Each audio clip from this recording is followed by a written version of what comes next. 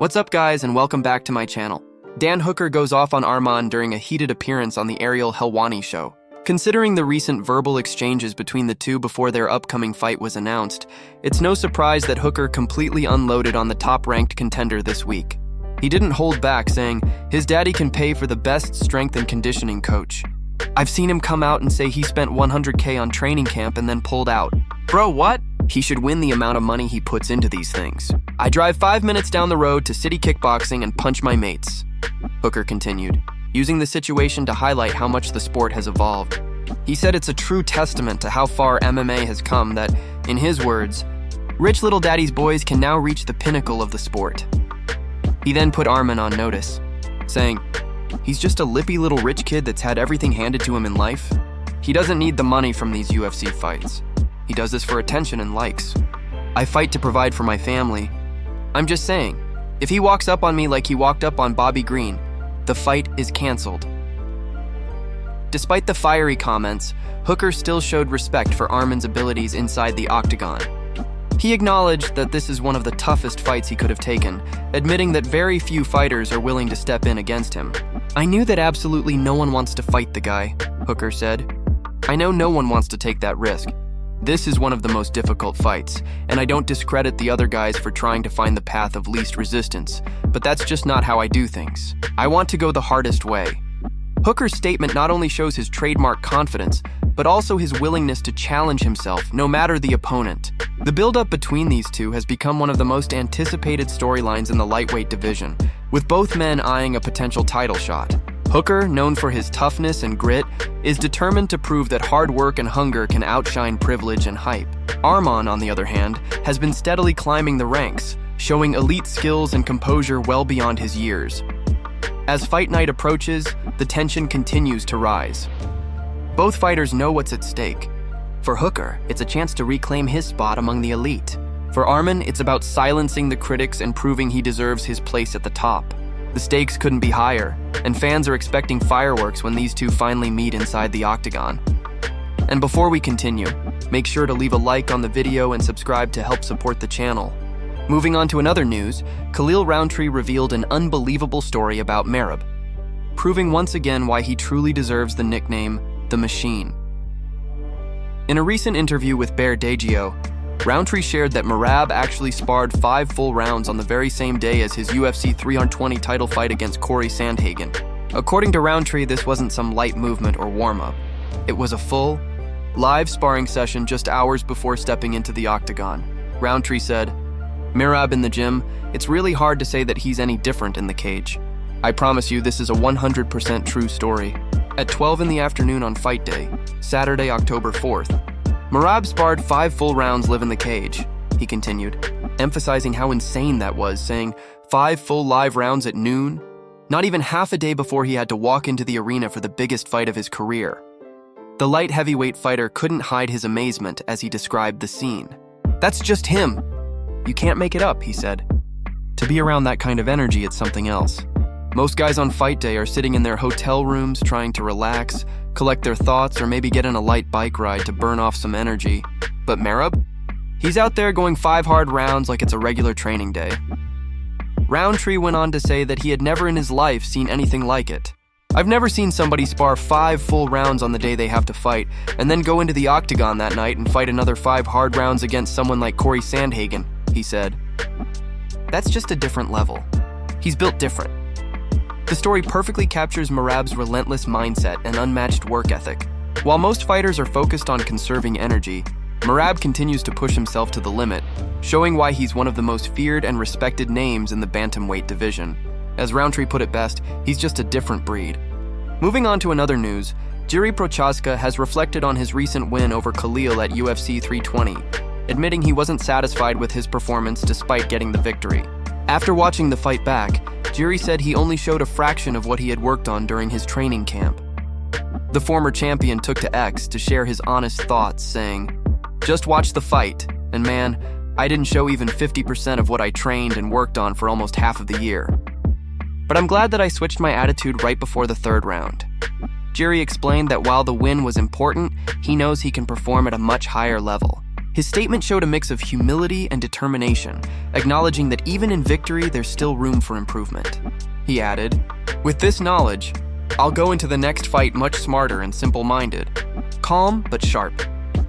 It's clear that Jiri's focus is now on evolving and correcting the mistakes he made against Khalil. The fight itself was a tough back-and-forth battle, with both men landing powerful shots, but Jiri's composure and experience helped him edge out the win. Still, his reaction afterward shows the mindset of a true martial artist, never satisfied, always striving for perfection. For fans, this version of Jiri, motivated and self-critical, could be even more dangerous the next time he steps inside the octagon. Moving on to another news, Raja Jackson, the son of retired MMA legend Quinton "Rampage" Jackson, has officially pleaded not guilty to criminal charges related to an alleged assault that took place in August at a professional wrestling event in Los Angeles. During his arraignment on Thursday, Raja entered a not guilty plea to 1 count of felony battery causing serious bodily injury and 1 count of misdemeanor battery. The charges stem from an altercation that reportedly turned violent, resulting in significant injuries to one individual involved. According to court documents, if convicted on the felony count, Raja faces a potential sentence of up to 4 years in state prison. However, the Los Angeles District Attorney's Office has also filed for sentencing enhancements, which could increase the maximum penalty to 7 years behind bars. These enhancements typically apply in cases involving aggravating circumstances or repeat offenses. The courtroom proceedings were brief, with Raja appearing calm as his legal team entered the plea on his behalf. His next court appearance is scheduled for November 24th, where further details of the case are expected to be discussed. This case has drawn attention due to his father's well-known career in MMA, and many fans have expressed surprise at the allegations. For now, Raja Jackson remains out on bail as the legal process continues, and updates will follow as more information becomes available regarding this ongoing situation. Moving on to another news, Islam reacted to Magomed Zainakov earning his UFC contract after a dominant performance on Dana White's Contender Series. On Tuesday night, Zainakov impressed everyone with a flawless display, securing a unanimous decision win over Lucas Callis.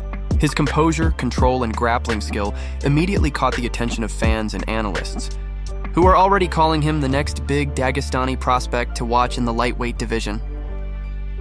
Shortly after the fight, a new clip surfaced showing Islam congratulating Zainakov in his usual calm and composed manner. With a smile, Islam told him he was proud of the performance and that he represented their team and region well. It was a short but meaningful exchange that highlighted the bond and support within the Dagestani fighting community.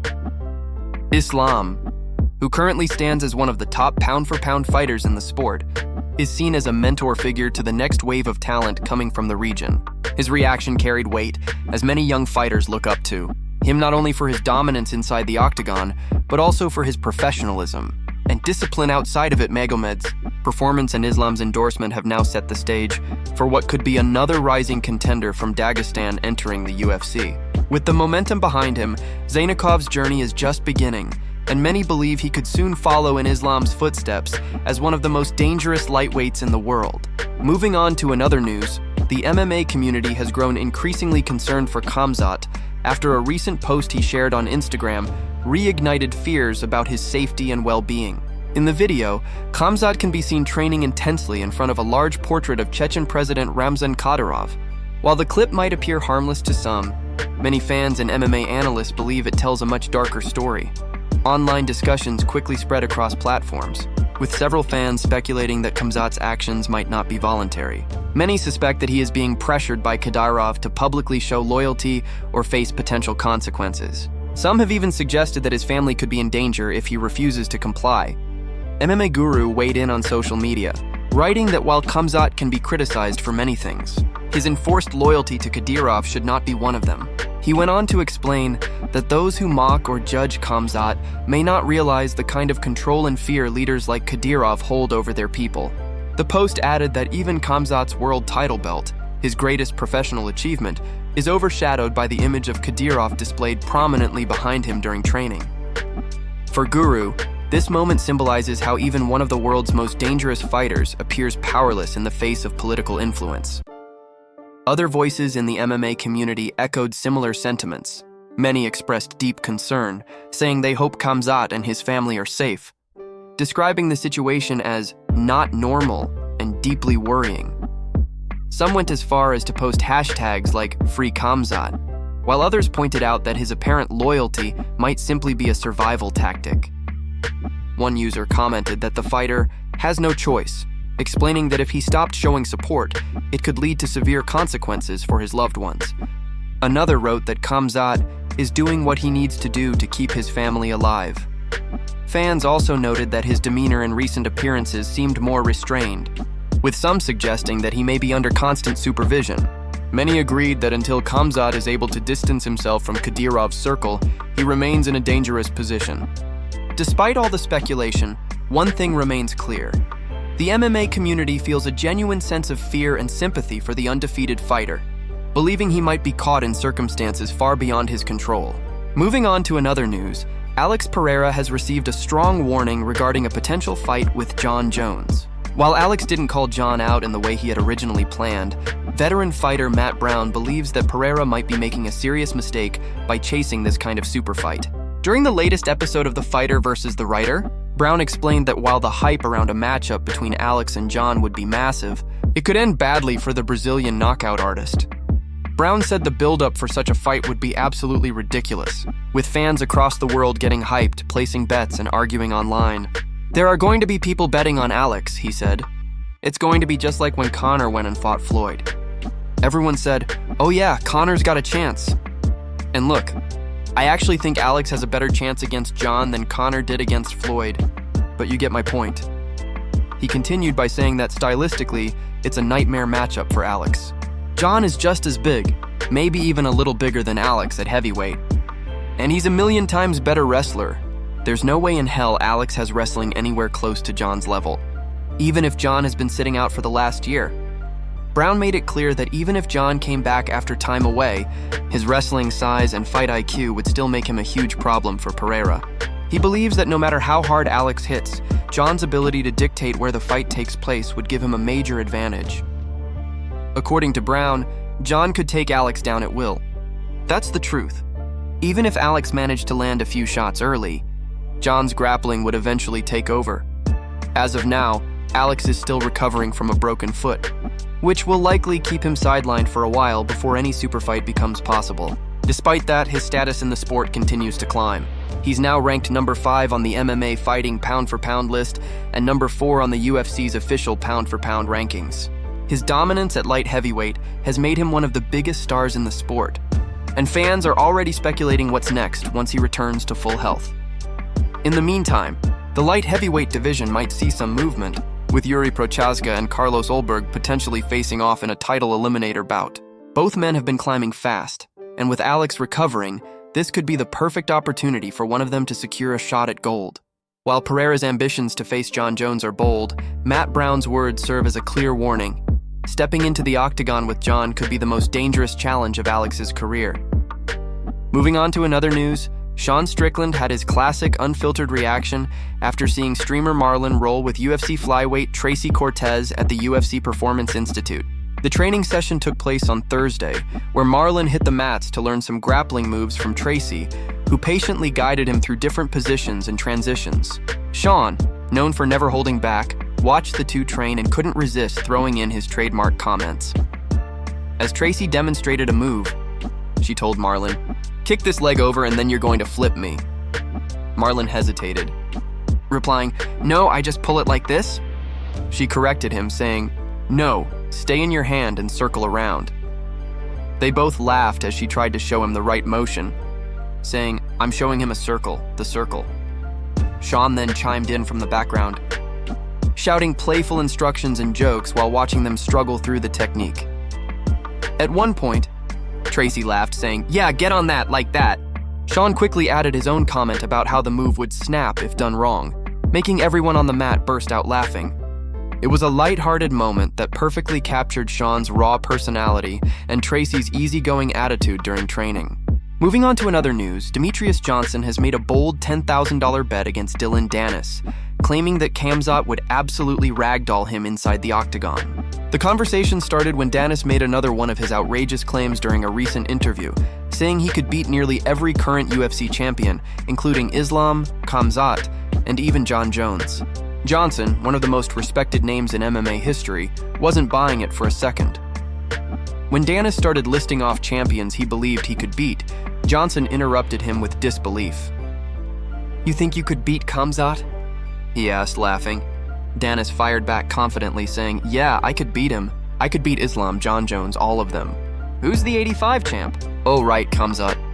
"Please give me that fight." Johnson immediately responded, "What makes you think you could beat him? He would ragdoll you." That's when things took a wild turn. Johnson added, "You know what? I'll put my money where my mouth is. I'll throw $10,000 on Khamzat right now." Danis didn't back down. He smirked and replied, "I'll bet every dollar in my bank account against yours that I'd beat his ass." Johnson laughed, clearly amused, and said, "All right, 10K it is." But Danis pushed even further, suggesting they raise the stakes. "Let's make it 50K versus 50K, he said. Johnson shook his head and replied, "First you've got to make it there. You've got to actually get to the fight." Danis responded confidently, "Trust me, I'll get there. When you believe in yourself as much as me, it's already done." Johnson, while jokingly dismissing Danis's confidence, gave his honest take on what it would take to beat Khamzat. He said, "Look at Durinho. The way he fought Khamzat is how you beat him. You have to have great jiu-jitsu. You can't turtle up and go against the fence because he'll hold you there all day. You've got to play guard against him." Johnson pointed out that hardly anyone in the division has a guard game strong enough to survive Khamzat's relentless pressure. The only person who even has a chance is RDR, he said, because he's got solid jiu-jitsu. Danis, still confident, ended the discussion by saying it would be an easy fight for him. "I'd submit him off my back easily," he claimed, showing the same bravado that has made him one of the most polarizing figures in combat sports. Johnson, however, made it clear that talk is cheap, and that when it comes to Khamzat, very few fighters on the planet could handle his intensity, strength, and wrestling dominance.